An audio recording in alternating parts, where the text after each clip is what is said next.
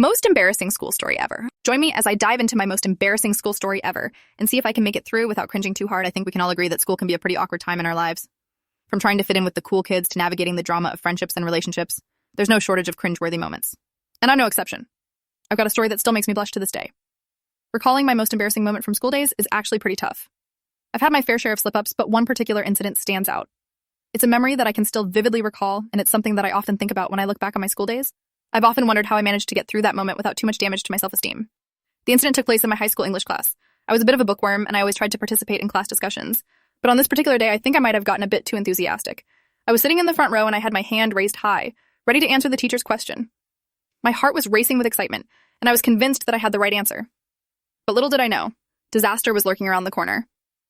As I stood up to answer the question, I lost my balance and fell backwards, landing on my butt with a thud.